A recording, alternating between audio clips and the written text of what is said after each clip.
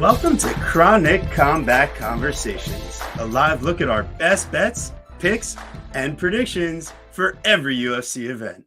With your hosts, TB Scouting MMA and The Guru, back again for UFC Vegas 67. Sean Strickland on short notice taking on Nasruddin Imavov, your middleweight contenders fighting at light heavyweight for this short notice bout.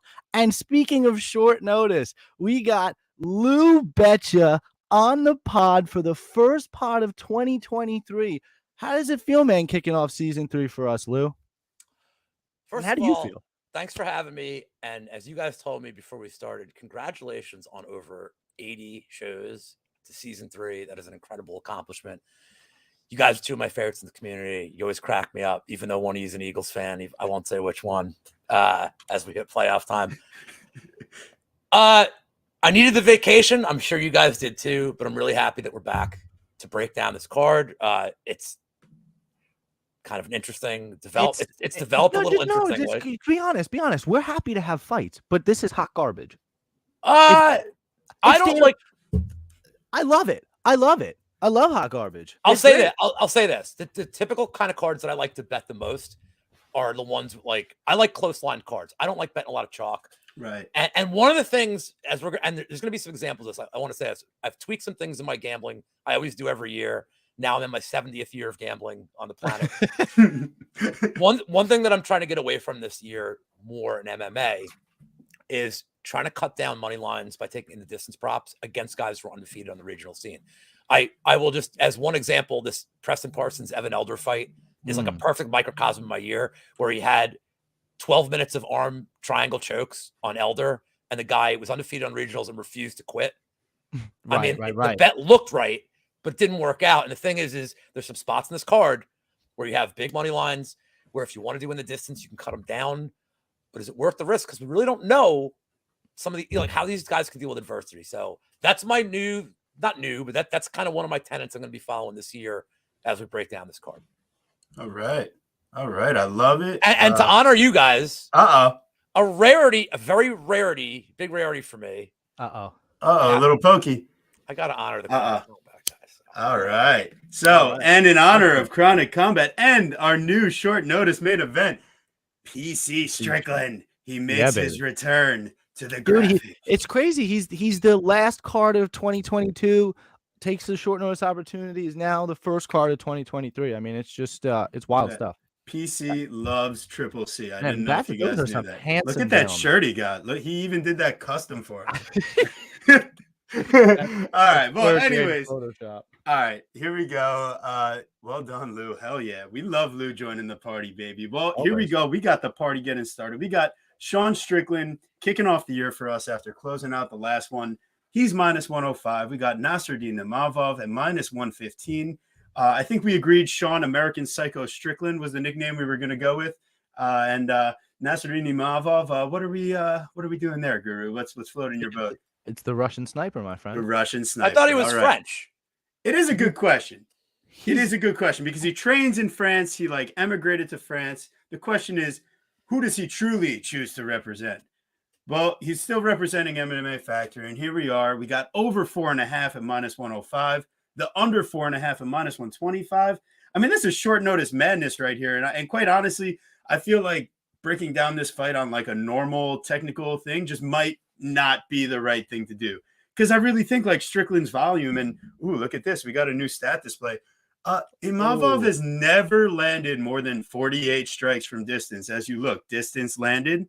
Look at Imavov. Never more than 48. Strickland's done that in every single fight that he hasn't gotten knocked out in, save for the Alex Pereira fight. He's doing it every fight. So the question is, does Imavov land with enough power or does he grapple enough to outlast that volume? If we have, Strickland feeling to his full amounts of, normal Stricklandness. But is he ready after 3 weeks? All those calf kicks from Cannonier, all those big, heavy overhands from Cannonier. Is Strickland definitely fully primed for this fight? Was he even the dude loves sparring, so he probably was fucking sparring the whole time. But was he sparring to prepare for a fight? That's why I just don't. I would love to play Sean Strickland minus 105. I would love to. But one thing I've learned from the Alex Pereira fight and why I haven't touched Sean Strickland against Cannonier in the last fight is you just can't fucking trust the guy. So is he just back out there to cash a check again real quick? Hey, opportunity comes a knocking. I don't have to cut weight. I get to fucking fight 5 more rounds. Like, it could just be another sparring match for him. He crashed his bike literally last week. He threw it into a ditch. Yeah, as he recovered, he if you saw the video, he kind of just hopped off the bike. He seemed fine, but the bike went into the ditch. So yeah, I feel like he's gonna be more bothered if like his supermarket is out of like whatever he's shopping for than crashing a bike. You're right. Like different. Like, he's set off by way different things than we are. Maybe that's what he needs the money for, is to get a new bike. Right. For sure. In terms of a handicapping perspective, I think, like you said, a guy like Nasruddin Imavov, who you've seen have questionable output at times, right? Didn't necessarily finish Joaquin Buckley, right? So if he didn't finish Joaquin Buckley, was looking tired towards the end of that fight, do you expect him to brain Sean Strickland? Is he gonna Alex Pereira this? Like, I don't necessarily think that he will. So that kind of puts me into the Sean Strickland category. Like, if we go back to the other stats, TB, if we go back to the other slide, we look at the striking stats. They did the pace at distance, right? These and defense too. They don't necessarily favor Imavov, and you'd like to see. Oh, if Imavov is going to grapple, yeah, then for sure. He doesn't necessarily even grapple. Sean Strickland might be the one more apt to grapple in this fight, at least according to the stats.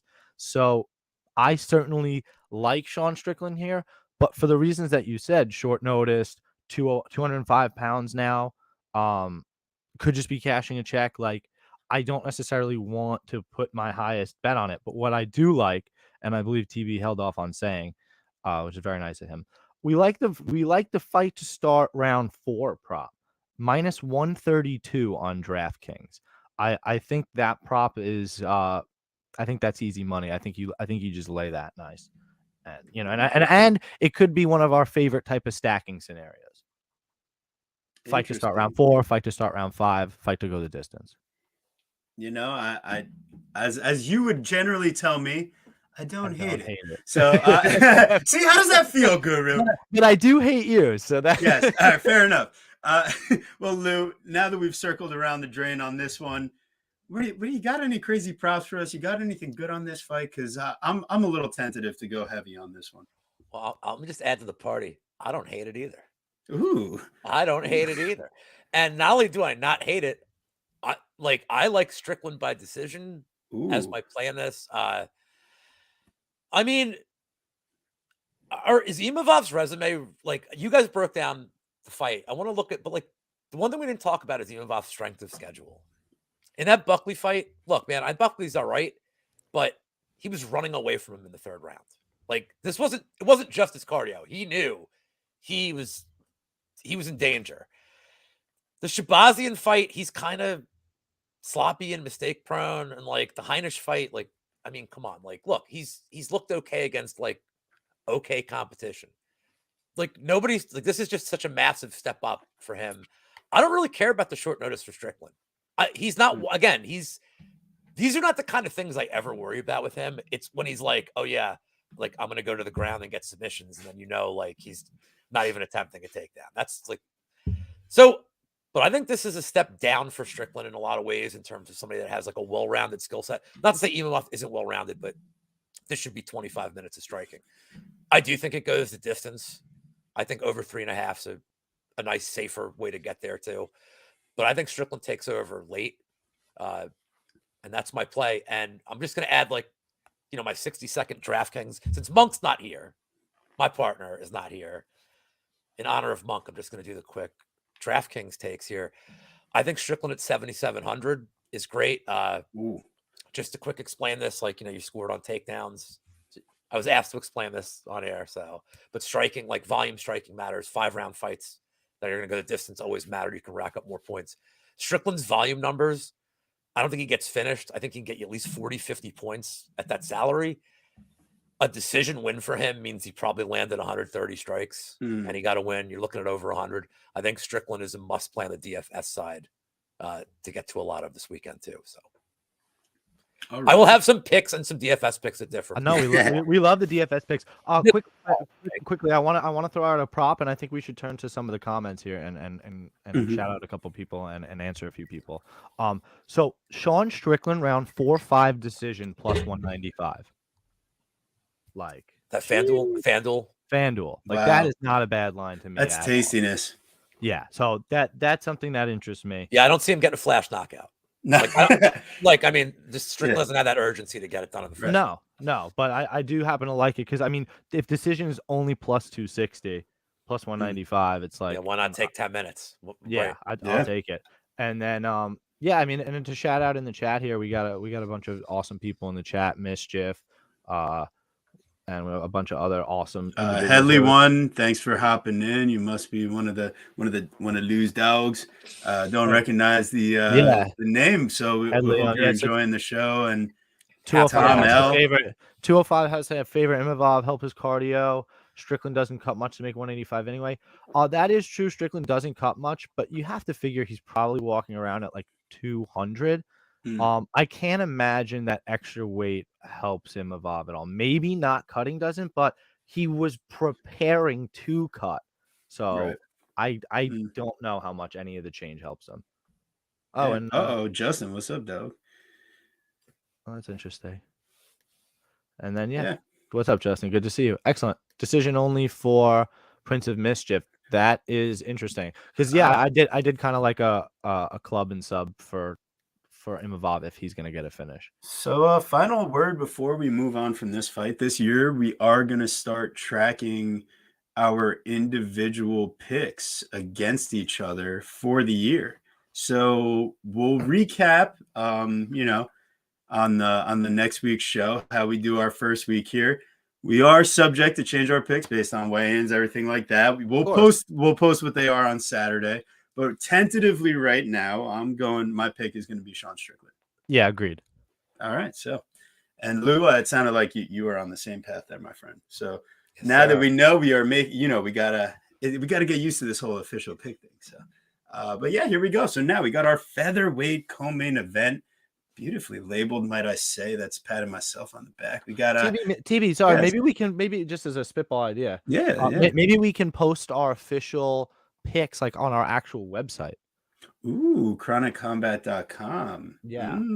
Okay, that sounds good. Yeah, direct some traffic, baby. That sounds good to me. So awesome. I love that. So we got our featherweight co-main event of the evening. This one, Dan 50K Ige versus Damon, the artist formerly Damon Action Jackson, the artist formerly known as the Leech. Damon. Listen, if you haven't checked out our interview with Damon, we interviewed Damon last week. Go check that out on our channel here. It was fucking awesome. Damon's a really nice guy. And his dog came to say hi. We saw some other family in the house chilling. He's a family man, a man of the people. But here we are. We got to break down this fight. We got over 2.5 at -175, under 2.5 at +140. And Dan Ige is giving a little bit up in the height department, but not really much in the arm reach. It's all legs for Damon Jackson, for whatever that's worth. So when they're standing and striking from distance, at least punching, not really too much difference. Even though Damon will be towering over. And you look at some of their pace stats, look a little bit similar. But one of the things I think ultimately that is starting to really sketch me out about our guy Damon Jackson's side is that, man, let's just go ahead and look at this schedule of competition recently that, we're on a great run, but it's against Charles Rosa, Kamwela Kirk, Dan Argueta, who, man, I was really looking to fade him in his last opponent, and Pat Sabatini. So Pat Sabatini, I mean, listen, that was like a Chronic Combat, like better than night type of dealio. That front kick, beautifully scouted, beautifully executed. The guy taped it ahead of time, knew what to look for. So that's another one of those X factors, that fighting out of Fortis MMA with the general. Man, he's coming in with a good game plan and a good camp. But I just think Dan Ige possesses a much bigger power threat, and he is a really good boxer. And he's shown it against really good competition. He loves getting hit, but he's impossible to finish, as we've seen, at least, to his standards so far. That doesn't mean it won't happen in the future, but Dan Ige is a tough motherfucker, and I just don't think that Damon Jackson is gonna be able to wrestle for 15 minutes. He couldn't even do it for 10 minutes, successfully against Dan Argueta. And once again, I was really looking to fade Dan Argueta in his original matchup here. Anywho, coming back to this one, Dan Ige at -125. This is like when we had Ilya Topuria against Bryce Mitchell type of money line. It's like when we look back, this is like a gift from the gods type of deal. Wow. In this stand-up, it's not even close. It's not even close. It really isn't. And guess what? If you can't take down Dan Ige easily, which you probably can at least a couple times, but if you start getting tired and you're stuck at distance, it's not going to be pretty. It's not. I'm really hesitant to play Fight Goes the Distance. I am. If you really pizza when you're hesitant. supposed to French fry, you're gonna have a bad time. You're gonna have a bad time. So Dan Ige by finish only is kind of the angle I'm like jonesing at here. And while I search for that line, I mean, Guru, what I love that type of angled play because I think you're right. I mean, flash sub Damon Jackson seems kind of crazy. Like Psycho. I don't think he's gonna knock him out like he did Pat Sabatini. Sabatini had showed himself to be a little bit chinny, and the pressure of walking around as an undefeated fighter, and what Damon Jackson was going through that night. Mushroom, thanks so much for tuning in, man. We love you, Mushroom. Yo, shout out everyone in the chat real quick. Yeah, I before really we keep appreciate going. everybody in the chat. Prince man. of Mischief, Justin. Yeah, I'll be honest. That's one of the Ghost. interesting things about the show, man. We get start talking to nobody. All of a sudden, we got all these friends to talk to. I love it. Yeah. So it's really nice. I really appreciate everybody in the chat.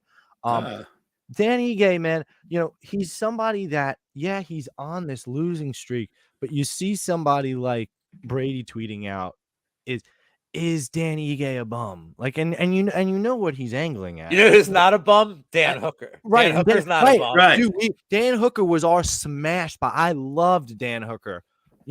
Like that fight. It was ridiculous. And this could be one of those spots because Dan Ige is somebody so different on the feet than anybody that Damon Jackson has faced other than Ilya Topuria. And we all know how that went. Respect to Damon Jackson again, but he is not Calvin Kattar. He's not Korean Zombie. He's not Josh Emmett, and he's not Evlev. It's just they're not even close. Like he's not there yet. So I do think that the line is fair. I don't necessarily want to get sucked into my official pick yet, honestly, because with these guys, I want to see weigh-ins and face-offs. However, I'm leaning Dan Ige after all of it because I think one of the things that I've learned through 2022 is that you can't pick people just for grappling. It has to be grappling with damage. And I'm not convinced that Damon Jackson's going to, be able to maintain that pressure for as long. Dan Ige likes to get up. And B, that he's going to create enough damage on Dan before Dan creates damage on him. They both have suspect striking defense. Both of them. That's both of a problem of theirs. They both get hit too much. So I lean Dan Ige. And my favorite bet of this card is the over. I don't necessarily like a finish on either side, which is why I do enjoy TB's finish only Dan Ige side. Because if he gets the finish, you get the money. And if it goes to decision, which I think it does, your bet comes back to you. It's voided. So, but I like the fight to go the distance at about -160 on FanDuel, -165. I think it's like -200. I really do. I think the fight goes the distance 66% of the time. So I think there's still a little bit of value, but not the juiciest play. Tough fight. I can't wait to watch it. Monk. Thinking of Monk. Oh my goodness. Shout out, Monk. Oh my goodness. Lou. I don't know why I was thinking of Monk. Shout out Monk. Lou. I got Monk on the brain. You Lou. motherfucker. I was you know what it is? I knew that would upset you. So that's what it was. Lou, now that you're fired up, let's hear that pick, man. It's been too long. Well, I'll make it 3 for 3 with Ige. I think this is a bad matchup for Jackson, and I'll take it one step further. I disagree with that. I think Ige is knocking him out at +300. I think that, and furthermore, I think Ige is a great live bet after round one. If Jackson controls him with the grappling, like the whole first round, he's really good at just not getting in a horrible situation with the ground or being hurt or feeling like he's hurt. And if Jackson wins the first round and spends a lot of energy trying to do stuff to Ige, he's going to look fine to start the second round. I don't know that Jackson will. So Ige is not a dude you want to fight late in fights, like if you're known to gas in the third. And on props to consider, and then maybe bet recorded right before the show with Mushroom. Also said Ige round 3 at plus 1600 had some appeal to me. If this thing hits the third round, Ige, there's a couple of scenarios where I love it, where either he's the fresher guy or Jackson's up 2-0 and Ige has to go for a knockout. So like that as a prop. And Ige is also the preferred DraftKings play based on his salary, and I think that I get to finish here.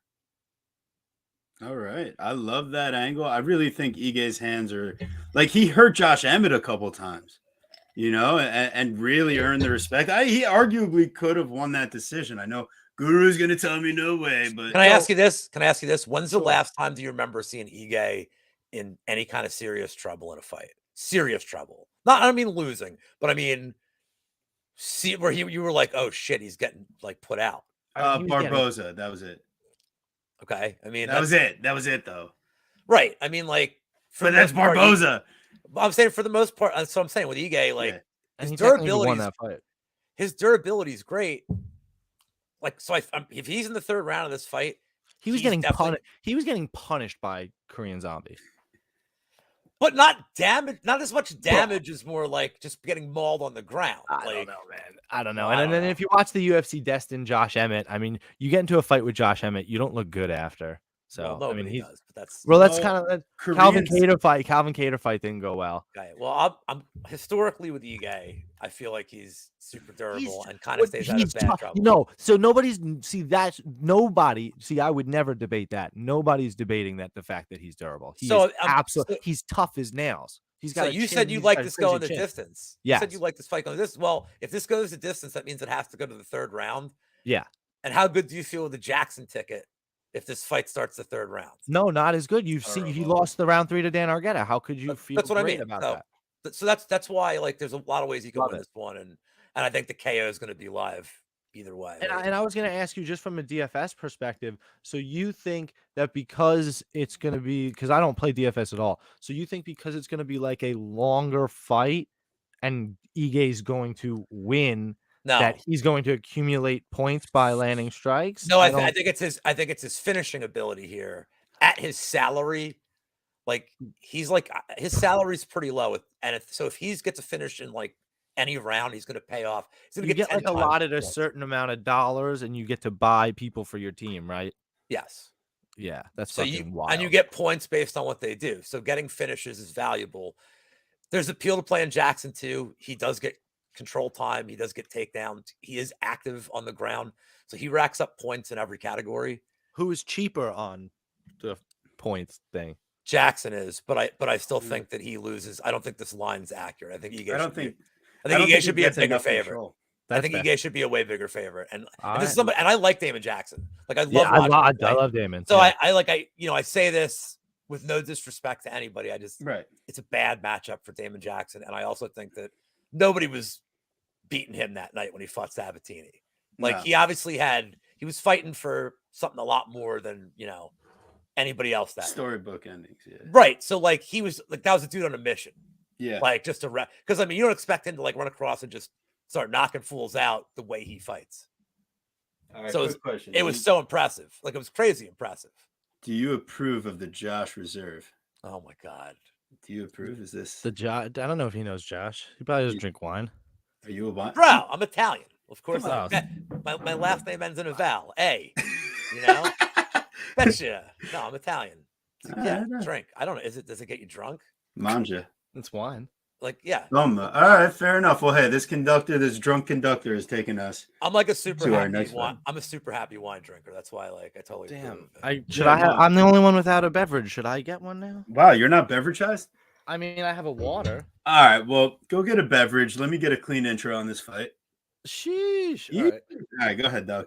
All right, so we got in our middleweight. This is the featured bout. Middleweight. Punahele Soriano versus Roman Kopylov. We got minus 155 on the Soriano side, plus 135 Roman Kopylov. Over 2.5 plus 120, under 2.5 minus 150. A couple of the measurables are definitely leaning towards Kopylov's side. I just don't think, a 1-inch height advantage and a 2.5-inch reach advantage is going to be, notable enough here to make up for the differentials in the, and in power, in general striking acumen and ability and aggressiveness. I just think Punahele Soriano is going to be on the front foot, which takes Kopylov out of his comfort zone. Someone that Kopylov is very open to being countered when he does go on the front foot and strike first. And a guy that really isn't high volume enough for someone that doesn't pack enough power, quite honestly. Kopylov, and I'm going to go ahead and pull up his next slide of stats here because, against Alessio Di Chirico, yeah, sure, okay, he lands, 55 distance strikes, but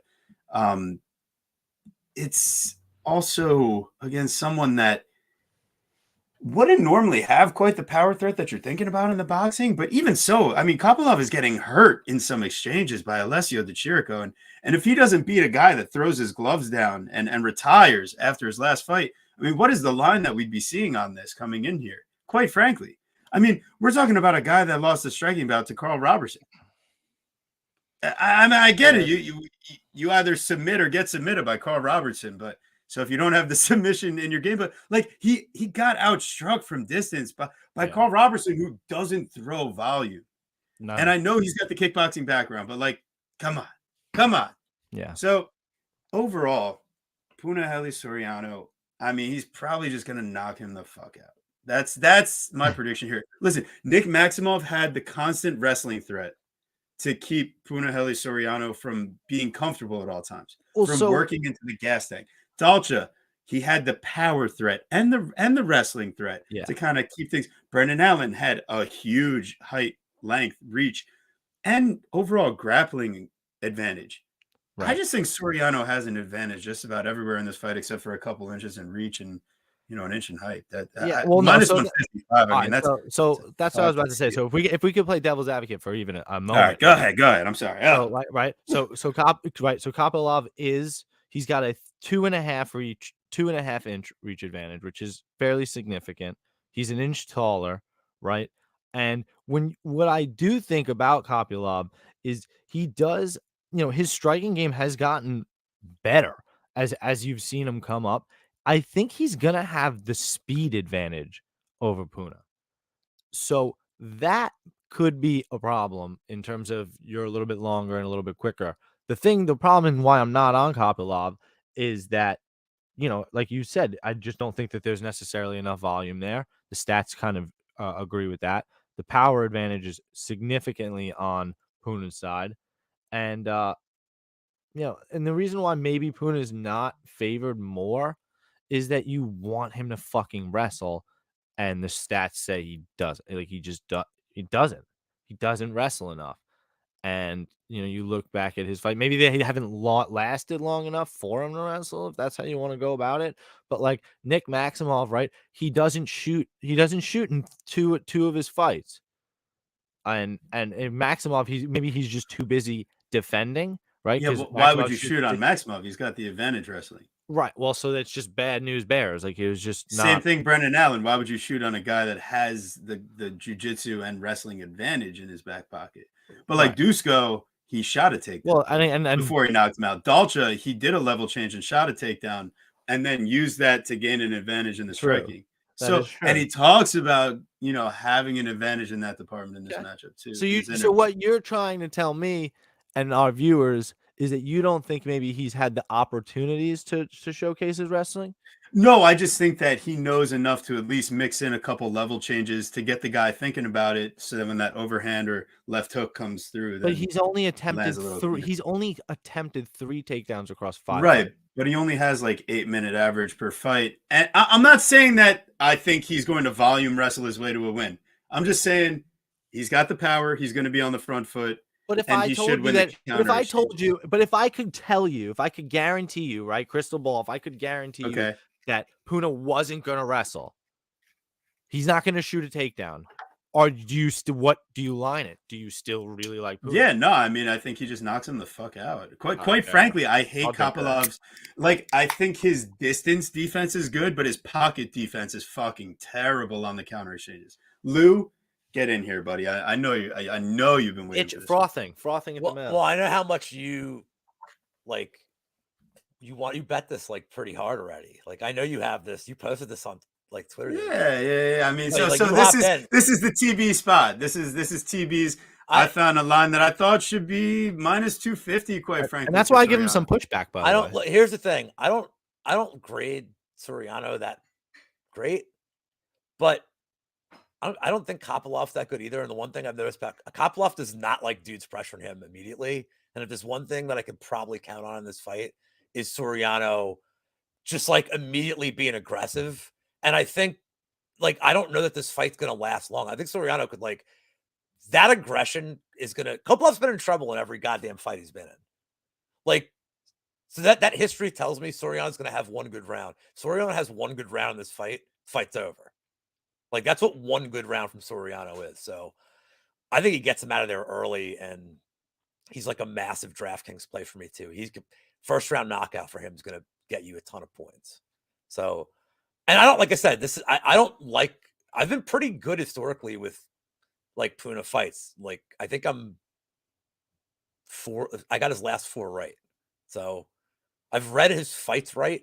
I don't know. Maybe I'm just reading him right, but Kopilov should not really be in the UFC, if you ask me. Like, I don't really know. I really don't know. I really don't know. Like, I don't think he's UFC caliber fighter. I mean, when you look at his losses, it's really hard to think otherwise when Carl Roberson is no longer in the UFC, and I'm not sure where Duraev is.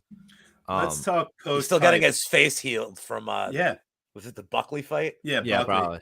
Yeah, his face is still like, I think he broke his orbital. So yeah. I mean, I'll be honest as well. I followed TB on this. I already have a staked play in this fight and on Puna straight up. So, but you know, I think it would be a disservice not to at least try, which I did. I'll probably fade Puna next fight. Like, I can almost guarantee what, I don't even know who his opponent is. I don't know what his situation is. I can almost guarantee you mark this down. The next time he fights, I'm probably on the other side of it. All right. I hope he's like, hey, I'm taking notes, Lou. Like, he'll be like minus 240, and I'm like, nope, not falling for this shit again. Nope. Well, that's the point. It's fucking minus 150 against Roman Kopilov of all fucking. No, yeah, but he's been lined at like massive like KO. Like, his in the distance props have been like minus 190. I'm like, you're right. It's like, yeah, let's everybody like calm down. Please chill. Relax. Like, he's okay. Like, this is a good fight for him. Like, just, easy. Is there any sort of crazy greasy prop that you would play on Kopilov? Like, is there something like, what would be his finish potential? No, but what's a good number to go with your number is Puna. So his KO props 175, but his round 1, round 2 is plus 190, and I like that. I like that bet. I like that. Look, if it gets to the third round, I don't like Puna. Yeah, I don't like my ticket, but I don't think it's getting that far. I actually really like that play. Is it what line? What book did you see that at, Lou? DraftKings. Oh baby, so let me check FanDuel.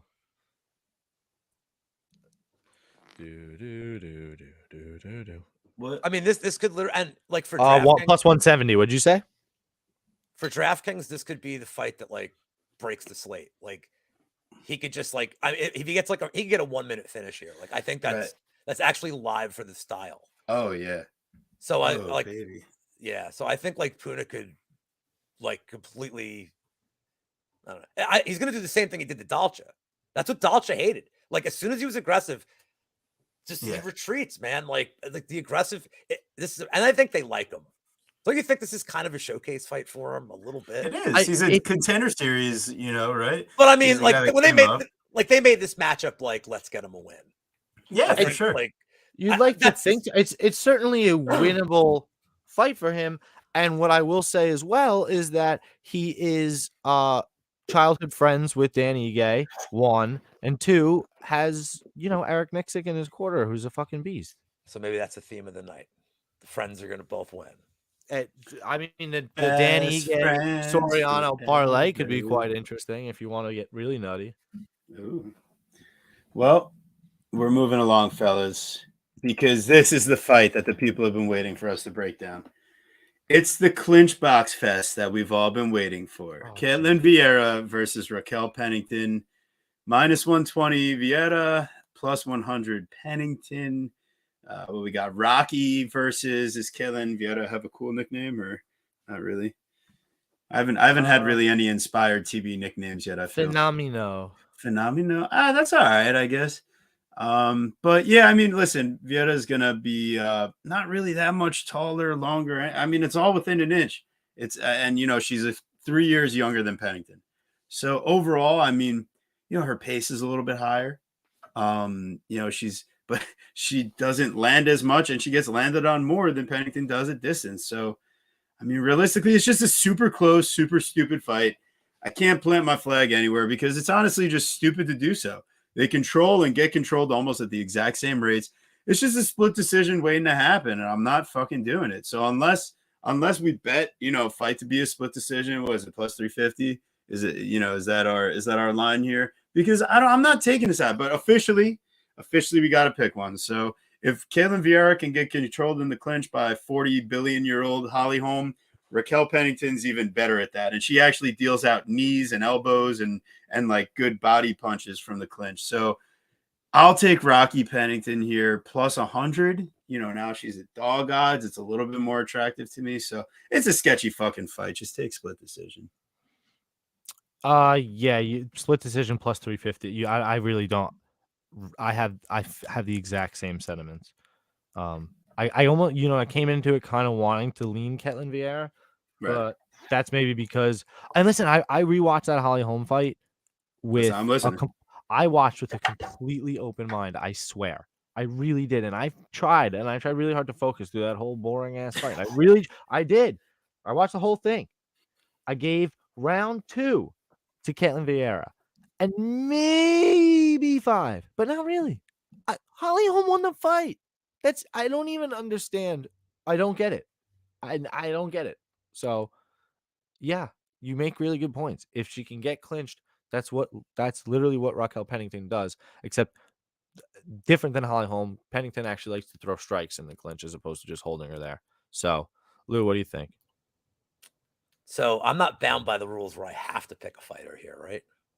You are bound by the rules that you absolutely have to pick a fighter, so, and that your whole reputation rests on this pick alone. Then all right. Then I'm down. Finally, no pressure. Finally, some stakes that matter. We just talked. I know you haven't watched the prop show I did with Mushroom, but we literally have the same pick for this. We both agreed this will go split decision. And if you're going to bet the split decision, then you not only bet the split, you bet each fighter by split at their respective prices. Vieira's plus 700, Pennington's plus 800. Mushroom's on the Vieira side. I'm on the Pennington side because I do think the judges just favor her style a little better. This isn't going to hit the ground at all. Vieira, I don't think Vieira, it's probably going to be 15 minutes to stand up.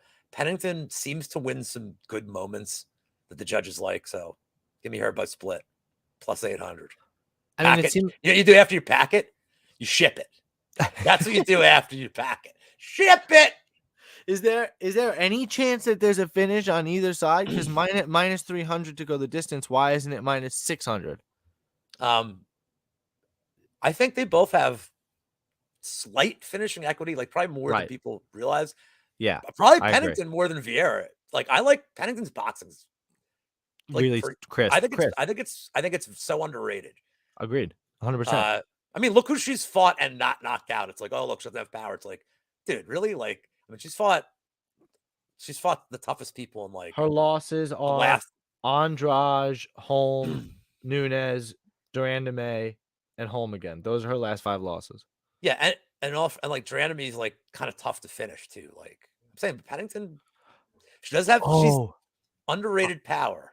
I'm so sorry. I had another idea. TB. Is there any way that we can go green and red for losses and wins for like color coded and behind the text for the boxes for wins and losses, or even just a wins and losses column? It might be possible. I could look into it. Awesome. What up, Drew? I think that'd be really helpful. Even color would be amazing too. But that's smart. As long as it doesn't make it look ugly. You're smart. It's just all these ideas be hitting me. Yeah, we should definitely move on from this fight. Yeah. Lou, thanks for putting up with us, bud. Split. No, I would say split, and for DraftKings, don't play either person. Woo! Okay, now sketchy line alert of the evening. We are at Umar Nurmagomedov minus 950 versus Raoni Barcelos plus 650, over 2.5 at minus 240, under 2.5 at plus 195. So one of the things that I really think when it comes to betting a wide line is that if you think someone is going to be getting a fast finish or dominating the fight with a finish and you don't have to let it play out over 15 minutes, like, all right, I get it. Like, if you a 2 minute, fight where you invest X amount of money, at least it came back quick. You're going to sit and watch this fucking fight go the distance and sit on a minus 950 ticket with judges in this era of this life. Listen, it might be a clear Umar decision, and it probably is. And I'm not betting Raoni Barcelos, and I'm not picking Raoni Barcelos. But fuck you if you're parlaying Umar Nurmagomedov in minus 950 or even minus 600. Like, it just doesn't make sense from just if you don't think he's gonna finish him, why the fuck are you like? If this guy didn't finish Nate Maness, he's finishing Raoni Barcelos. I think he could. I think it, and if you're gonna do it, I think you do it by submission. Umar by submission is plus 320. I think you take a stab on that. Fade the narrative. And here's why. Yeah, I think you fade the narrative because it's so ridiculous. Because I do think, like, you see these people tweeting, "Oh, this is one of the most ridiculous blinds I've ever seen. He's a dog, bro. You can't." He's 8 years younger. He can't hang with this cat on the ground. I'm telling you. He's too fast. And what you do see, and shout out our boy Nate Maness, what you do see, Nate didn't put himself in any sort of position in that fight with Umar. Then he goes to the next fight. He puts himself in a position, gets subbed. Ooh. You don't think Raoni's going to put himself in a position to try to use his grappling because he thinks he can? Like, you know what I'm saying? Like, if he's on the ground, I think he's going to use his jiu-jitsu. He's a good jiu-jitsu guy, but it's not good enough. I think he absolutely could get subbed. But for sure, I understand. Don't get me wrong. I understand why the decision prop for Umar is Umar by decision minus 200. Like, I get it. I just think that a sub prop could be interesting. So what was the number on that again? Plus 350 on fan. Plus 320. Dog. That's the fucking Raoni Barcelos is Gas City. That's why he couldn't beat Victor Henry. Right. And that's why. So in fucking round 3 on the ground where Umar wants it, why can't he sub him? Victor Henry won round 1 of that fight too, by the way. Like, yeah, exactly. No, of course. He won the whole. He dominated the whole fucking thing. Like, but why would you pay this guy at minus 950 or play this guy by decision at minus 200? Where I absolutely think he can get a sub. His last 1, 2, 3, 4 of his last 6 fights have ended by rear naked choke finish. I have no reason to think why he can't get one here. If you have a book that lets you play the specific sub, go for a rear naked choke sub because I think he could get it. All right. I like that. That's very interesting. And Lou, I mean, you got anything different than Umar? What are you thinking here? I have literally nothing interesting. I'll have no action on this fight. Good. Picking Umar. The line. There's no angle. Not even a yam bag play.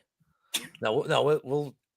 I didn't realize what order we were going in for these fights, so I think it's going to be. I may be saving the yam bag as.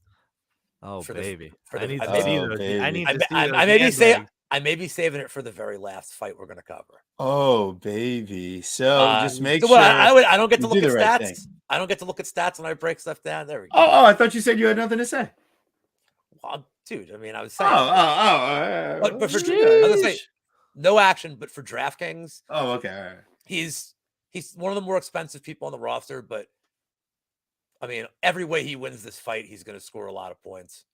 So I just can't decide decision or like. Do you think he's a must play then on GFS? No, and look, for like the advanced stuff, that's where we got Monk and Marley and Gordo.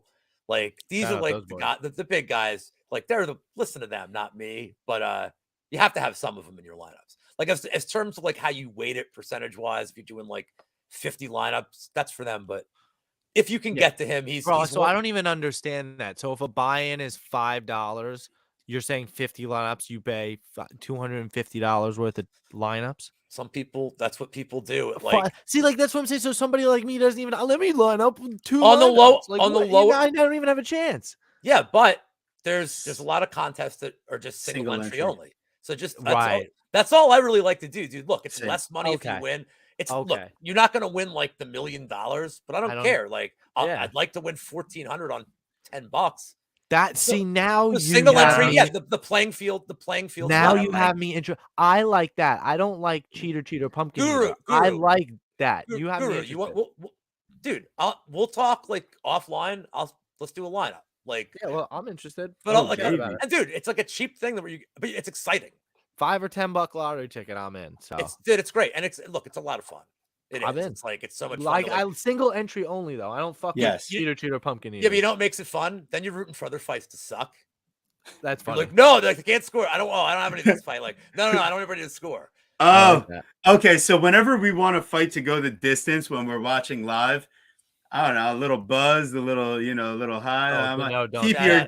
distance. Distance. No, God, he's Give- so give- annoying. I give Couch Warrior a shout, man. He's doing pretty. He's Yes, doing really good. Couch. Mike's a Couch, boy. yo, Mike is the fucking man. He's exploding on the scene. He does every fucking know, he's regional good. MMA show. Really good dude. We've met him in person, had him on the show. We've been on his show. I know. I'm like an hour and a half from all you fucking dudes. Man. Yeah, Like, you not gotta- even that far, We'll have to man. all meet up in AC and do We something. need a UFC Philly. Well, watch the Mushroom show because Mushroom. Well, first off, Yeah, dude, but we should all meet he up in suggested Brooklyn. an We should all idea. meet up in Brooklyn for the card. That's for sure. Mushroom suggested an April. idea that's a way to meet up. So we're gonna have to watch the prop show tomorrow. Kairos, what's up, man? How you doing? Great to What see up, you Cairo? here. How you Another doing, great buddy? guy. So, Jake yeah, Fagan. Do we play miss you Basharat? tomorrow. No, that's coming up. Stay tuned, Jake. All right, I'm done. Sorry. No, you're good, my brother. So yeah, Umar. That's basically Yeah. the moral of the story. So here Umar we go. Umar money line safe. Yes. More money on this. Yeah, but don't we? No, but why would you play it? What happens? Never, if you would never. I'm joking. What if he gets Exactly. Come disqualified? on, What if he come gets on, Guru. disqualified? Read the room. You never. It's like betting Bayern Munich. I'm too literal. Sorry. It's like, Yes. oh, look, Read the fucking irony. Come on, or the All right. what Bayern is it? Munich, Sarcasm. to win by less than 12 goals. It's a lock. You're a lock. I like Abdul Razak Al Hassan here. Wow. All right, so here we go. Bam. Bow. All right, we got in the middleweight division. This is I don't know if we got to our prelims yet. I think we did. I think this is a preliminary action. Abdul what is it? Judo Thunder. Razak Al Hassan and Claudio Rivero. Yeah, Judo Thunder, baby. So Justin, man, I love me some Judo Thunder. Talk about thunder, thunder thighs. The dude's hips don't lie. Oh my god! Break down the fight. Jesus go. Christ! Sorry. Well, anyway, so Barrow's gonna have a height advantage. He's And a reach 4-inch reach advantage. and he's 6 years younger. So when you add that up in guru terms, the But, minus 115. But okay, The tape doesn't add up for me, and that's why I am not on my usual age, height, and reach on Ribeiro. Sure, he might be able to clip Abdul if he really goes full retard and does the wrong thing. I love the Tropic Thunder. That movie's great. But he hasn't really. When did he get brained? He got brained by Chaos Williams, right? And that's like kind of excused. That's but it's kind of excusable. I don't think Ribeiro does anything like Chaos Williams does. No. And that was also a catch weight fight, which was super weird. I think he missed weight. I don't know what happened. Anyway. Yeah. Oh, yeah. Razak Al Hassan missed weight like a motherfucker. Yeah. Right. So then he moved up. Right? Yeah. Has he moved up? Yeah. So he's in middleweight. Exactly. So he hasn't been knocked out since he's moved up. I don't necessarily think that Ribeiro's going to knock him out. He's somebody that's kind of low output from what I've seen on the regional scene. And one of the more important things that I did see, not the Tropic Thunder. Yes, of course, the Tropic Thunder.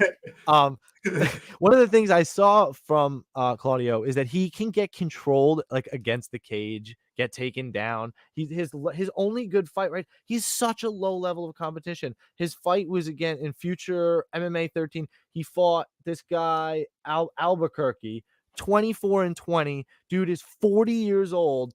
And they go to a 5-round barn burner till the dude's too tired and can't get up anymore. And he's like, I'm good on this.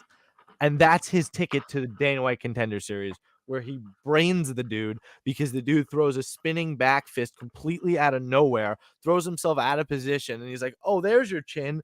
Boom. And you just see him fucking go to sleep. It was awesome. But like, that's not necessarily going to happen here. I actually like Abdul to wrestle. So, yeah, Use some of your wrestling, bro. And 2.3 takedowns attempted per 15. I think that could actually help. So he broke his rib last fight. Yeah, I mean, it'd be interesting to see him work the body, go elsewhere. If his power is really legit and he takes out Abdul, I mean, he's gonna start seeing top 25 guys, basically. So it's interesting to see. But I'm gonna take Abdul as the slight dog here, at least for me, for now, too. Lou? What do you think? Yeah, I mean, I'm like 0 for my life with this guy. But I'm just letting you know that before I give you the pick. I like Al Hassan here. I do. I don't really like Ribeiro at all. I didn't like him when I taped him for the Contender Series. I don't like him any better now. Alsan, like his last 2 fights, I mean, the Shirko was whatever. I loved him in the 3rd round of his last fight.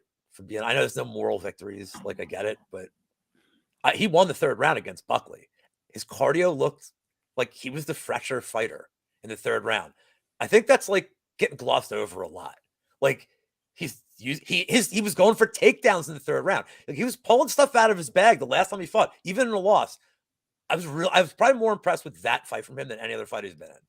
Like a 30-second knockout, you don't learn nothing. Like this is one where like he had to dig in and I had a bet on him that night too. So just again, for what it's Which worth. one, the Joaquin Buckley fight? Yeah. Dude, I rewatched. He won the 3rd round. He won the 3rd round. Yeah. For sure. So I'm not necessarily like sold that he lost. Maybe I'm just salty because I bet him. The 2nd round was I think it was close. 2nd round was Slightly close. salted. But I think Buckley, I think 29-28 was fair. It's fair. No, I'm not, dude. No, I didn't say the R word, right? But I I didn't like, say- but I he didn't showed say me. robbery. But like if he fights like, if he fights like that against Ribeiro, and like God, I hate agreeing with fucking Mike. I really do. But like that Razak decision at +1,000 is baby. because here's the thing: if it goes, I don't think Ribeiro has decision equity. The way he fights, he's kind of like wild. Alessandro, if he goes to takedowns, 1,000,000% has takedown. Like I think he has late finish equity too, but decisions like it's such a contrarian, weird move. I like it. But even the over 1.5 to me at +175. I love it. No, Mike and I Mike. love it. That's my favorite. And I also recognize that Al Hassan's never won a decision. Like I got it. I love it though. But I mean, again, last fight, the 3rd round is really what I'm impressed with him. Yeah. Like Yes. Ribeiro was awful. Like Regional Janet. Like, Yeah, dude, his Contender Series tape was like, It's I'm not bad. like a tape expert like some of you jabronis out there in internet land. Like, I'm not the best, but Jesus Christ, like his tape sucked. No, Like, it it was was so bad. You listen here, brother. It's I need a flash. not Like, only he landed not like only one is it shot. not only is it not impressive, but the level of competition. He You look at the stinks. names, He you look at stinks. who they've fought, you look at their records, right? Like Look, it's Alisson not sucks. impressive. Alisson sucks for my bankroll, but like sucks for my bankroll. So I've never gotten him right, but I don't think he sucks. I think Ribeiro's. Yeah. I like Ribeiro's like not getting out of the 2nd round of the PFL tournament. No, this is bad. Like he's not even like he's on like the ones they do that they're taped. We don't get to see him live. Like the ones that are bet on the ones that scheduling. were taped, and it's like, oh look, people are betting like an event that would happen last Friday. Yeah, that's fucked up. Laundering money. Yeah, right. What the Yeah. fuck was that? Yeah.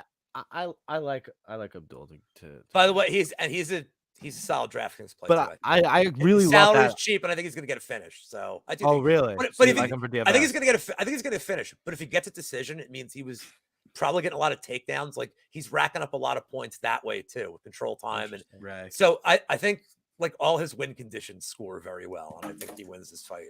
I think this line's really silly, to be honest. I think it's. You think Abdul should be favored much more? Oh yeah, yes. Ribeiro is. He's really not good, man.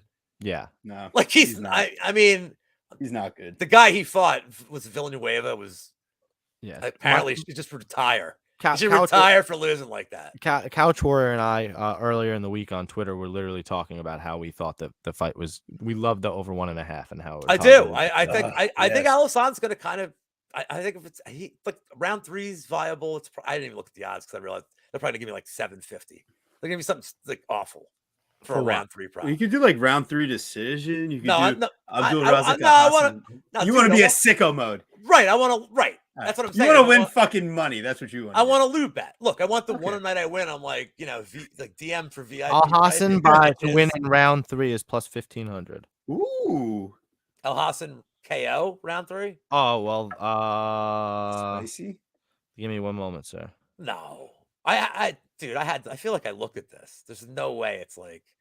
I only see combos. Oh, I'll do it. I got it up right now. Just shut up. I'll do it. Oh wait, here we go. I got it. Hold on. Round 3 KO plus 1700. No, is it really?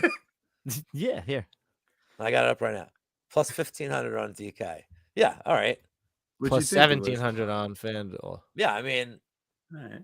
I don't think it's not getting that far. All Probably right. like end of the second round. But I'm just the decision prop's kind of interesting because All right, we're moving on. yeah, let's go. Move All right, along, so, move along. Here we I know are you with do. another one. Another guru And even song when your hope karaoke. is song. gone, move along. Move. Anybody know that song? No. Yeah, like I know you do. Move Yeah. along. The All American Rejects, man. Yeah. They slap. I'm gonna yeah. reject you if you're not careful. Oh baby. Oh. All right. Speaking, So is here that we how go. you pronounce that guy's name? No. Rejection? Rebecca? How do you pronounce Ooh. No, he's Matoush number 1. Matoush number 1. Yeah, we have number Matoush. 2 coming up. Matoush Rebechki. It's like if Rebecca was a bitch and you wanted to give her a nickname. Rebechki. Rebechki. All right. Yeah, I think that works out. So Sure. that's a good, good way to remember. And then Nick Fiore, right? Are we Mr. Is it Italiano? Am I doing this correctly with It the might be hands? Fior. Is it Fiore? No, I think it's a Fiore. It make a nice pizza. Listen, You know- 10 years of You know a what I pizza said? I said I don't live that far from you guys. This would be a good time to remember that. Easy. Listen, okay, so let's put it this way. I worked 10 Lose the years spice and as eat a the manager- ball. 10 years as a manager of a pizzeria and restaurant. That's the same thing as saying I have a friend, blah, blah, blah. You know what I mean, right? Who's scarier to you? Any Italian or Walter Bishop from Fringe? Definitely any Italian. Don't know who. Oh, you're crazy. Oh, he's like this. Yeah, I don't know who that is, Mad, he's honestly. a mad scientist. Oh, he's a mad. Oh, you see, I don't even know who Walter Bishop No, I'm was. saying I'm more the mad scientist than the angry Italian. Oh my God. Let them sing it, Guru. Thank you, Prince. I appreciate you helping us. Sheesh. Well, at least let your backup singers help you, my God. That's true. Oh, geez, I'll give you a ride, Lou. Oh Mushrooms my coming goodness. up. Oh God, yo, Guru, we got to go into hiding. A ride, Anyways. or a trip, mushrooms. Uh-oh. So, anyways, that bitch Rebechki versus Fiore. I mean, I just think Rebechki is going to be able to just, whether it's on the feet smash, take down, do whatever you want, smash. The one thing I don't think he does. His nickname is Rabisti. Rabisti? Are you serious? Rabisti. Oh my God, I love that actually. That's Yeah. even better than a TB nickname. I know. Oh, Wow. that's why I interrupted you. I'm sorry. No, that's okay. Like, honestly, if it's for that, I'll allow it this time.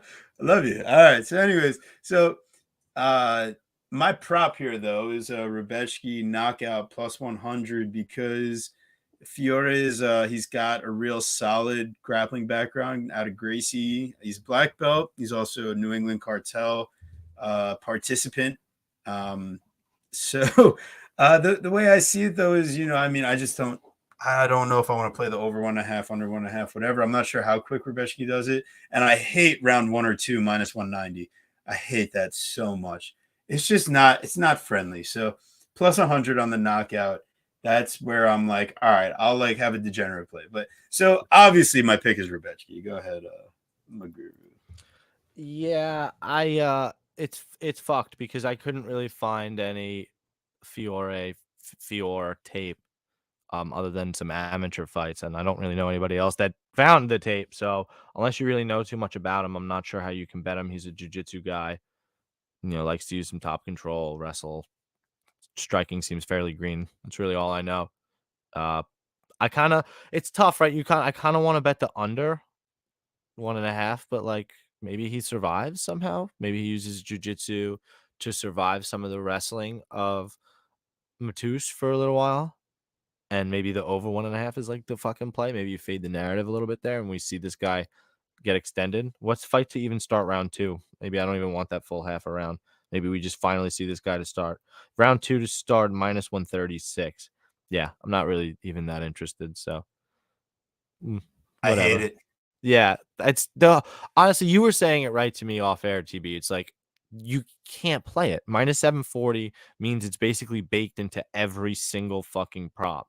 And it's not even like the Umar fight where at least I could find something cute. Like, I don't see shit here.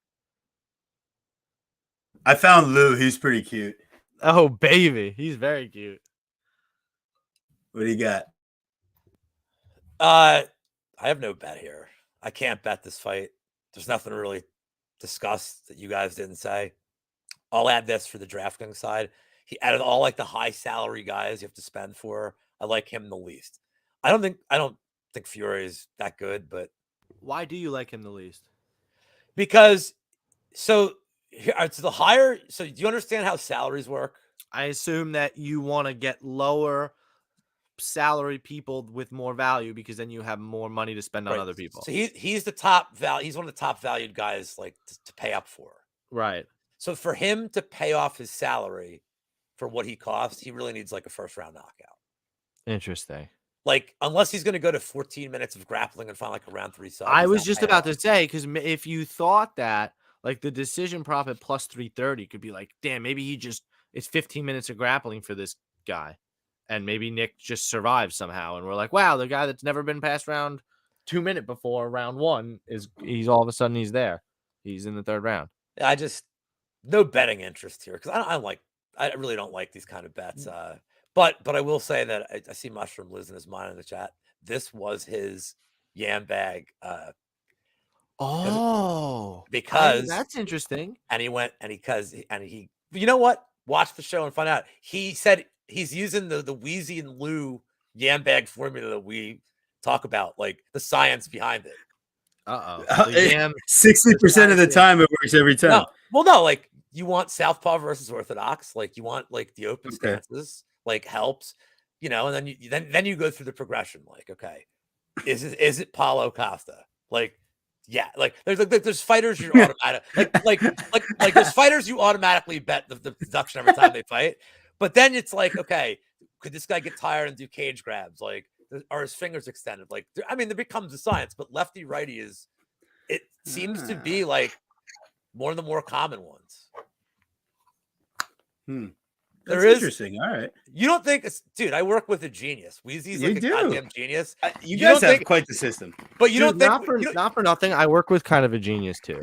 Yeah, he's literally fucking. He's like he's like Rain Man. He's like gonna have 3 degrees. He's gonna have 3 degrees in like 3 years, dude. I'm reading all. He's like, oh yeah, I'm gonna be a doctor and a neurologist and shit. Oh yeah, that's right. No, he wants to be a proctologist. Well, Weezy's big time. In Wheezy's case, like he just puts up with my nonsense, like a urologist. He just puts up with it, like he no sells it.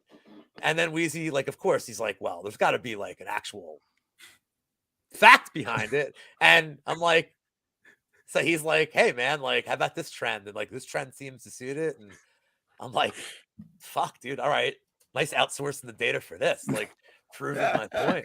TV, what are you doing over there? I hear some sort of maneuvering. I know. I'm just saying, if you're gonna run one lineup in DraftKings, like, I don't think you need to pay up for Rebecca. That's interesting. All right. So that's it. There's other guys. Like, I'm trying to be judicious, like, because I'm gonna have to give you some underdogs that are coming up. You're trying to be what now? You use B words to try to offend me, Skater? Judicious. Hey, Skater. We don't take kindly to words like that around here. Fancy. No, I won't say the one thing I was going to say. Oh, God. All right, so here we go. We did it. We made it to, this is officially the TB nickname segment of the night. We did it. I saved it. I saved it. So we got Javid. They both what is it? The Snow Leopard. Snow Leopard, Basharat. He's got a great nickname. Now we got Matoush Bakau Mandanko, whose real nickname is just Mandong. No, it's not. Yes, it is, or at least it's his TB nickname, Man That, Dong. that's It's 'cause simple. It's it's easy. always Why on didn't your you mind. choose it? It's on your mind It's constantly. always That's why. constantly.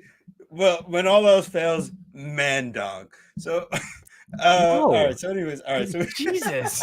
No. Why? Why would that be what you turn to if all else fails? well, like my own could be the solution. You know what I mean? Like, I am a No. man. No. you know. No. All right. So, Shut anyways, we no. got Javid Bashra minus 320. Matosh Bakau is how, if you want to go search for his fights on YouTube, I helped out Guru earlier today to find our boy Mandong's fights. It's Matosh Bakau on YouTube when you're looking for his matchups. He's all right. He's got some Muay Thai, all that. He's like solid enough, but realistically, it's just he doesn't, like he kind of tries to use a little offensive clinch, wrestle, whatever against these low level guys on the regional scene. And he's 10-0. He's, 23 years old coming up. He's got the world in front of him, but it's just, don't think he's, don't think he's. What are you telling his life story? What are you doing? You're writing his obituary. He had the world in front of him. What are you doing right He's now? about to lose. He's gonna get smothered. Either he's gonna get smothered, or he's gonna just get submitted, brutally fit. Like just one way or another, Javid Basharat is just way above his level. I don't know. Is that your handicap? Yeah, Javid Basharat by finish, man. Okay, look at that. We got somewhere. That's amazing. Did you hear that, Lou? We got to a handicap. He likes Javi Basharat by finish. I can't even believe it. Wow. It's crazy. If he hadn't complimented me so nicely before, I would be so much ruder right now. That's so. Listen, you're right. I mean, this guy, in Matoush, has had a fairly low level of competition. He came into Dana White Contender Series, absolutely brained his competition, dude. I'm pretty sure he was like nearly stretched out. Like they were like legitimately concerned about him. They shipped him back off to the potato factory they found him in. That was crazy. Yeah, I mean, in his decision win against Pedro Nombre, I was not particularly impressed. Didn't really do anything too crazy. He's got some nice high kicks. He's willing to work in the clinch.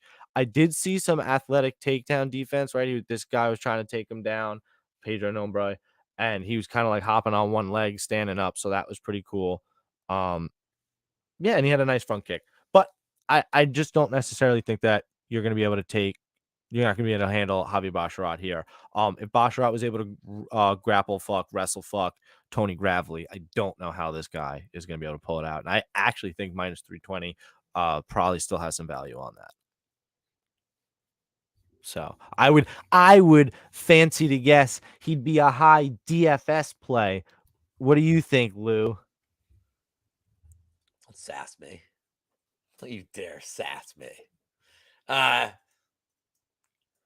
don't know about DFS here. Let me just tell you something. It depends on how highly do you rate Basharat, and I'm telling you right now, I'm probably biased and overrate him what he really is.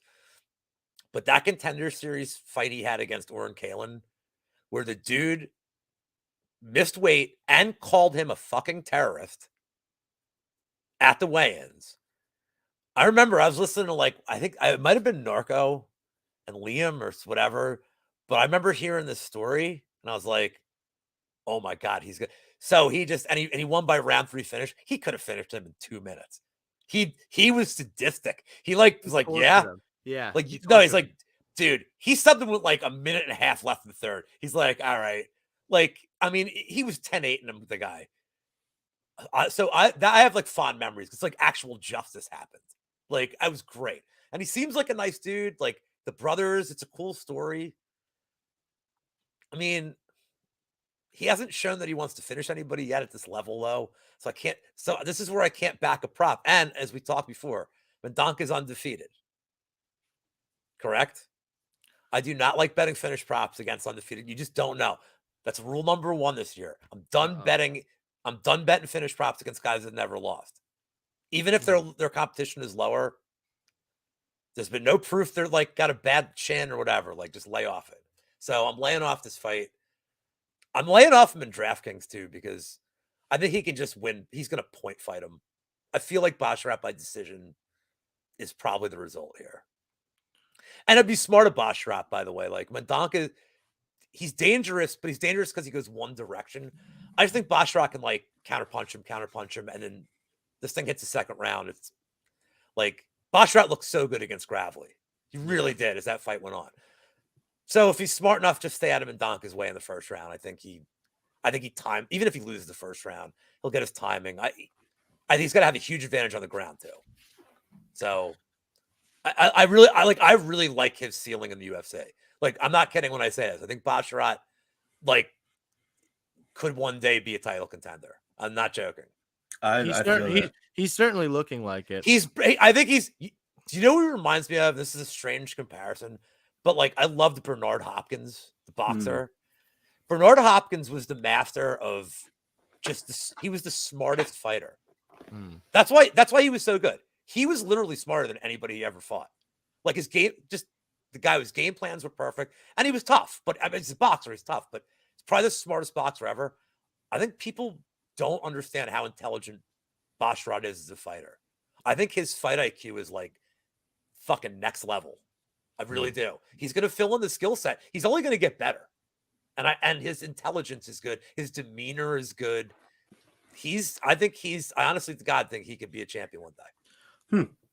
So obviously I'm on him, like, but I haven't bet it yet. But I haven't bet it yet because I don't really like want to bet him by decision. I just want to enjoy him. He's one of those guys. Like, I'm not betting Bo Nickel, but I'm going to enjoy watching him just murder a fool. Like he's gonna murder Jamie Pickett, and I'm here for it.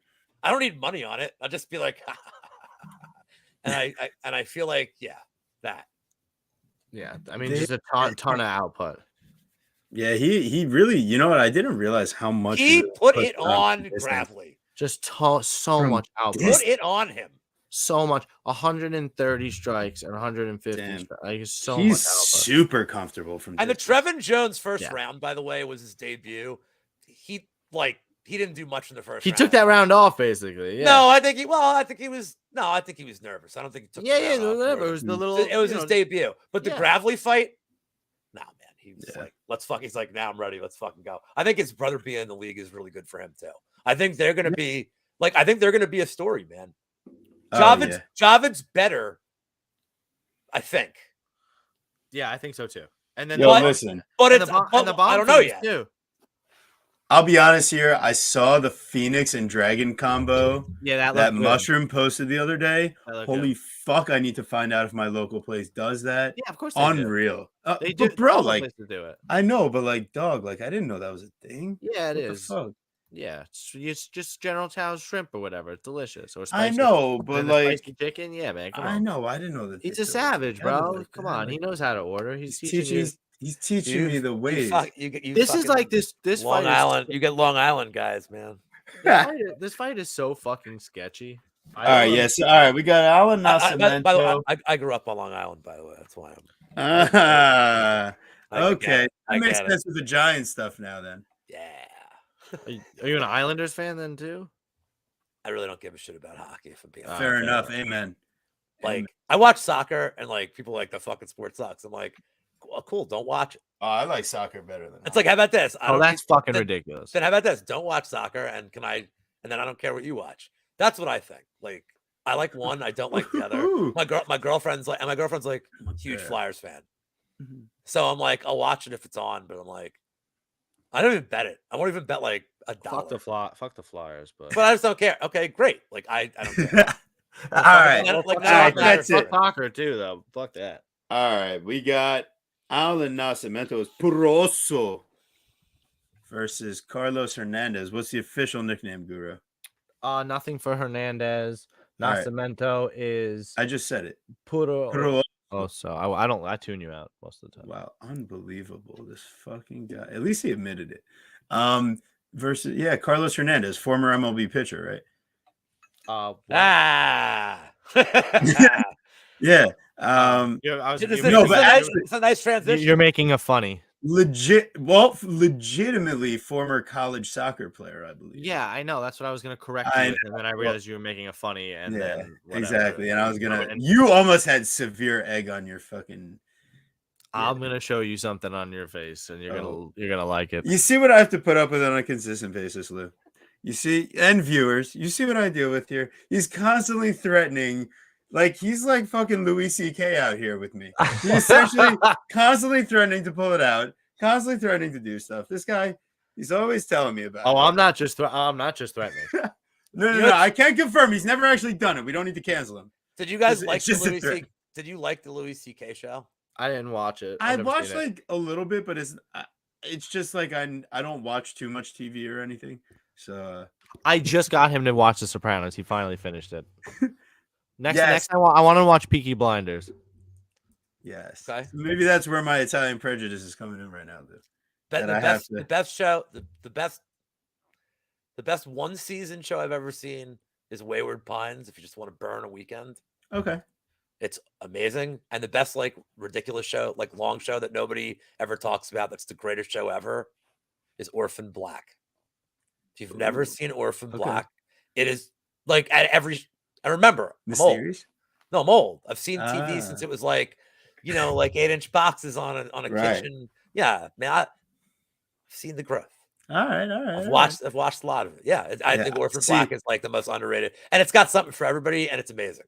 Can I tell you how poor I grew up? I didn't have cable television, and I had no shoes, and I walked uphill like 8 miles each way. Right? Exactly. Also, I didn't have cable television as a kid In the snow without shoes backwards. Because literally, cable television didn't exist until I was like, like it was much more accessible though. Yeah, I'm old. It's all good. Ooh, Wayward Pines is so good. M. Night, you got another fan in Prince. We love that. Oh, Mischief! Night, come on, Night, Shama. Mischief's like in the chatty. Oh, there's no pause around here, Mischief. No, like a favorite. No, like if I had to give awards to the chat, like. Jeez. All right. Well, hey, now that we've gone fully off the rails, here we are, baby. This is why we do the prelims second. You knew what you were getting at least. No.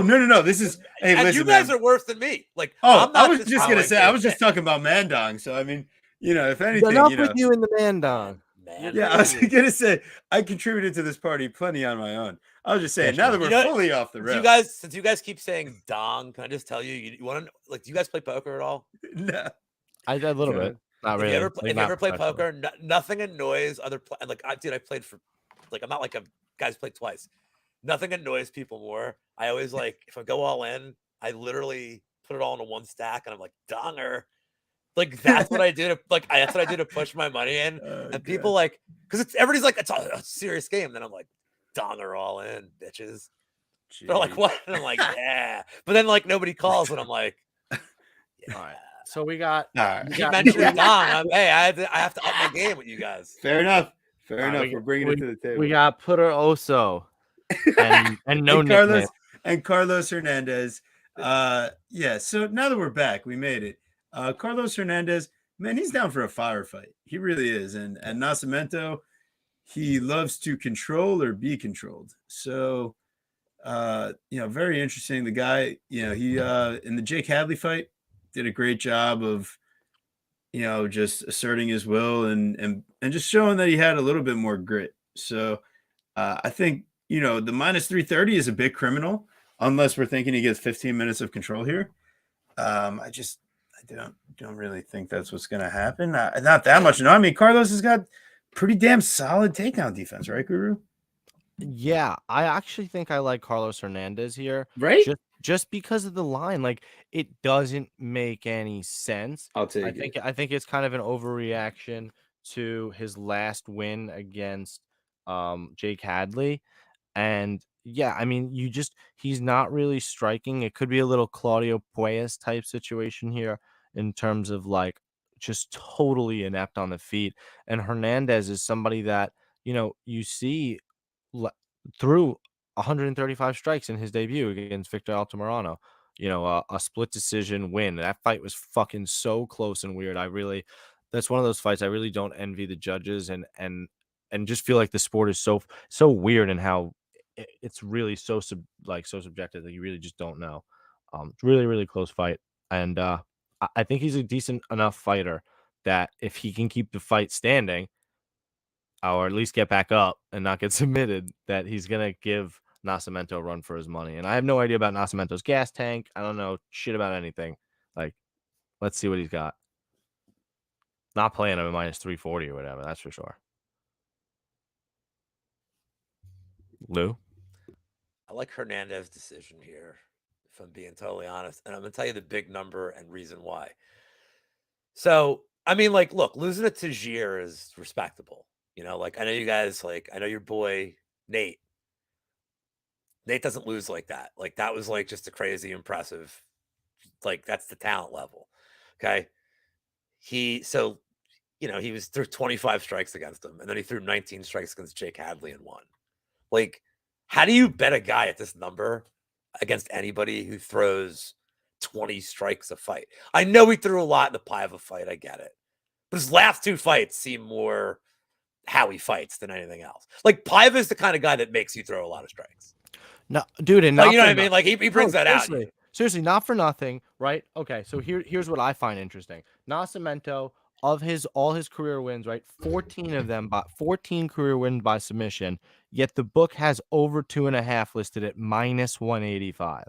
Come on. His record is he's a padded record. Right, but either way, if the fight is going the distance, how can you like somebody that's all their win equity is in a finish? I mean, that's why I think this goes decision. Like, the over was. So then you gotta like Carlos Hernandez. Like, Carlos Hernandez is like a must play. Well, no, I mean, they both have decision equity, but yeah, I think I'll take. Look, Hernandez isn't going to get finished here. Like, I think fight goes is safe, but like, could Hernandez get control? No, could Hernandez get like control for 2 rounds? Like, 1,000,000%. Like, yeah, Nascimento by decision is probably like what's going to happen if he's decent. Like, he can control. If he just completely controls him. I think I kind of get off of him. Like, I don't know that he's that good of a wrestler. I just think he's more jiu-jitsu. No, I think Hernandez will play that game on the ground. Because of the reach advantage. But like, here's the funny thing. The problem for me is, I think that. By the way, I love that you guys do leg reach now. I think it's a great stat. Like, and you have distance striking, which we now have in our like database, the MMA engine. Like, we'll talk about that shit later. But I love that you guys do that. Like, I think it matters. Like, I think reach is different. Like, so I love that you guys decided to, and you're also leaving it to the viewer to do the math. Like, it's smart to, hey, we can't give you everything for free. What math? Like, they're subtracting 69 and 67? Yeah, no, doing the leg reach and arm reach or whatever. Oh, like I know what you mean. I'm busting balls. Yeah, and Drew normally has a lot of trouble, but he has me to help. Yes, I can't. So it's I don't have a bet on this. It's Fernandez or buffs, and like, look, I mean, I don't think you're gonna get a better if you like Nascimento. Like, you just wait. I think Hernandez will get some underdog steam. And I think so. One last thing with DraftKings, I think Hernandez here. Nascimento is another expensive guy because you were thinking it this way, that the wider the line, the more expensive the guy is going to be. Right. Yeah. In general. So he's another guy that's a big favorite, which means Hernandez is cheap. And like, in his win condition, it means he probably outstruck him on the feet. Or got a finish. I don't think he's gonna get a finish, but I think it means that if he wins the decision, it means he's kept it on the feet and he outstruck him, or maybe he gets like one takedown of his own, like just to, near the end of the round. Like, I think he could rack up points for his price point, and even if he loses, he's losing by decision, and he might get you points as like a cheap option. So I think out of all the underdogs, I like him to at least like survive. We're gonna get to a couple these last 3 fights. There's 2 underdogs that are playable, but we're gonna talk about that too. Let's get them. Let's go. We got 2. Right. I think we got 2 fights left, and it's 3 fights left. It's just I forgot about this one. I gotta be honest. We have 2.5. I gotta be honest, boys. I have nothing on this. No, and straight up, Dan Argueta minus 600. No, come on, All I'm saying is this: Argueta is mispriced in DraftKings. Like, his price tag is not based on this line. Ooh. His price tag is based on his fight against Bulgarian. So because of that, he's almost like an absolute must play here in DraftKings. Like, I All mean, right. the value you're getting with his salary and his money line is You have to. Wait, also what's a must play? I'm done. I'm trying my DFS. DFS. I'm Who's a dying must over play? here. Or get on DFS because it's based on his old line, not his new line. Okay. Like when they put out pricing, they put it out Monday. Yeah, because or I don't Tu- even or see a Tuesday. money line on DraftKings. So No, I I don't know pulled where it Also, up from Best Fight Odds. also go watch Aguirre's fight against the brutal noodle, Sean Johnson. Yeah, he like fell on him, and the other guy didn't react. Like he felt like he went for a takedown, landed on the dude's top of his feet, and the guy just like stood there and looked at him, and then he got the takedown because the guy hadn't moved. I'm like, that's a great entry. Like it was. You gotta love it. Well, I like that. I'm like, yep, that's all I need to say. that's it. Yeah, I mean, honestly, fuck that fight. But and here we go. I mean, this one opened up damn even money, and now we got Charles Johnson minus 340, Jimmy Flick plus 280.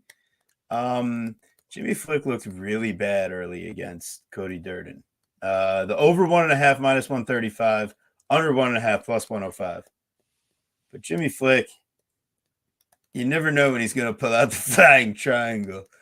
Or when he's going to get knocked the fuck out. Happened plenty of times in his career. It's 4 times he's been knocked out now. Guru sent me something, though. That was all at bantamweight. Charles Johnson's fucking big, and he's a UFC fighter, though. And cutting down to 125 after spending a year, probably still training, but not, necessarily I don't committed to understand. UFC. He retired. And like after getting 50 G's, everybody's excited about him. He decides to retire. He's like, I'm done with it. Then his story to James Lynch, I guess, is that he's training in the gym and just like fell in love again, and now he wants to fight. What? Or you need the money, dog. Like what? I don't know what's happening. So the other problem for me in this fight, and if I'm just being completely transparent, is I put more money than I was supposed to on Charles Johnson last fight, and I was very unhappy and thinking that it was done, and then it hit, and I'm like, well, I'm not doing that again. So here at minus 340, I probably will. I'm not doing that again. So I don't want to really, I mean, Charles Johnson should win, but I don't want to pick him at this line at all. Lou, what do you think? I mean, it's either Flick by submission or it's Johnson by KO. Yes. If Johnson hasn't shown his KO. Let me just go to the most important fight that either one of these two had. And it's not Flick getting a miracle, losing every second of that fight, and then like hitting a fucking Aryukin. Like, I mean, he literally hit like he had like one of those controllers where he's like, all right, I'm hitting this button. Like nobody's gonna stop it. Nobody's gonna stop this fucking move, and like it's video game shit. But like, I don't know, man. Johnson against Makayev, like, yeah, he got taken down 12 times. He took no damage, and he was literally getting up. Like Johnson's control time or Makayev's control time versus how many takedowns he got, it's like nothing. Like Johnson was like, if this fight was going 5 rounds, Johnson was still fresh. Like he didn't take any damage and was like, he really didn't. And he got up and he, Makayev's a special talent. Jimmy Flick is not Makayev. Flick's not no.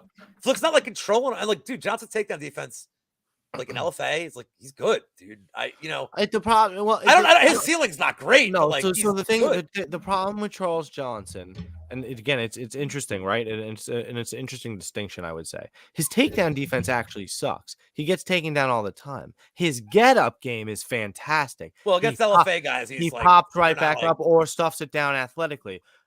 So I just like if he faces a good wrestler, he never gets up, and it's a fucking problem. But I don't. Like, which you saw in his debut, by the way. And Jimmy Flick's not a good wrestler. No, I don't. No. I don't think this is the fight for that. No, Jimmy Flick is flash submission or bust. I think. But and honestly, like the whole like Flick could sub him in the first round is to me is a false myth. I really think Johnson just like he should steamroll. I think Johnson should like piece him up.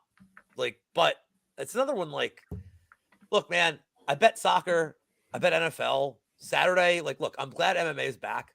But there's a lot of other shit that I'm interested in betting. So I'm only going to make a few plays here that I like on this card. Like, it kind of stinks. That's by the way, another reason that I like DraftKings. That I can care about the fight, but not have to have any money, like not having like real money on it. No, of course. Like reason to care, but like, yeah. So, I think Johnson knocks him out in the second round. Mushroom and I both actually had that. Both picked that as one of our picks. I like it. Plus 500. I think Hey, we like those odds. But like, man, people are like, I don't know, man. Maybe I'm seeing something different than everybody else with Flick. Like, I'm just like, all right. Nah, I really don't love it, dude. Cody Durden looked like fucking John Bones Jones against them for. And look, I actually think I think Durden's decent, but not that good. No, so I mean, it's like, come on. I mean, that was like a prison. That was like prison love, dude. That was bad, man. All right, sorry. This is it. All right. Finally, my favorite fight of the night. So I'm letting Lou take the floor first here. We got Priscilla Cachoeira, Sajara Eubanks. Lou, take it away, baby. So I haven't even done my own show yet. I do have a recorded show that's out there, but gentlemen, welcome to and this is the first fight of the night. Welcome to the first Clam Bag Play of the Year. Priscilla Cachoeira, automatic point, is an automatic point bagger bet. Yeah. Because she's got everything you want. First of all, she's dirty. And I think she's going to win. But we're going to get to that in a second. But she is not above. She tried to rake Jillian Robertson's eyes out of her head. She was getting showed. Right. So she gives no fucks. So what more do you want than like, she'll grab a cage. She'll grab the ref's dick. Like she just, I'm saying she gives no fucks. So the point deduction's live. So there's your Clam Bags, lose special. It's not Yam Bag. So the next Yam Bag, the first Yam Bag play will be next week, I guess. The first Clam Bag play. Do not bet this. Here's my advice. I have a weird good read on this fight. Don't bet it pre-flight. You can't bet Eubanks at this number, and we're going to get plus 450 or better on Cachoeira after round one. Yes. And then, look, the KO prop for Cachoeira is plus 250. Her round 3 KO is like 1,000. That's terrible price for a 125-pound women's fight. Like, that's like a dude. Like, they fucking know. That's just crazy price. That's like, no. So, but if you bet her live and you get plus 500, if Sarge takes her down and just controls her the whole first round, what do you think you're getting Cachoeira at after one? Plus 500? And what is Sajara, some legendary? Did I miss where she became like some legendary first round submission whiz? Like she beat Elise Reed in the first. And Elise Reed took the fight on 2 days' notice, up a weight class, and also it's Elise Reed. Like, get the fuck out of here, man. Like, look, she did what she had to do to like a scrub. It's telling, of course, that the 7-7 fighter is a favorite, but like, do people just think this is going to be Eubanks laying on her 50 minutes? This is at 125 also. Like, Eubanks is like literally never fucking had it in 6 years. She's always had a problem making 125. This fight's going to happen at 130. You guys know that, right? They're both going to fucking miss weight. That's funny as well. Like, they're literally going to both miss weight and be like, how about 130? I wish we could get some odds on the fight missing weight. Like, dude, look, both. Like, one of them, the missed weight's like probably minus 200. Both of them missed weight's like plus 120, and I don't think it's great value, but I feel like it's kind of safe. Dude, I mean, Cachoeira, like, I wonder if they, dude, you know what would crack me up the most? If they came in at like 137 and 139 for this, they're like, all right, fuck it, we'll fight at 140. Like, that would be like, let's just fucking go. You wouldn't crack up at that?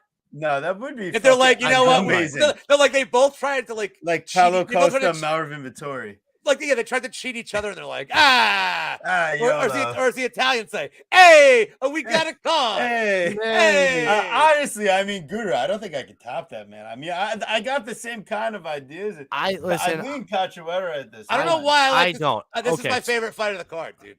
It really is. It is not my favorite fight of the card. The card starts. They start off the fucking year with a by the way, you can and roster both of them in DraftKings. I think this fight's finished. And that's wild. I actually like Sajara Eubanks here. Of course you would. I do. I mean, I'm not necessarily at this money line at this price. Do I want to play it? But you look at the stats and there's very much clearly in her favor.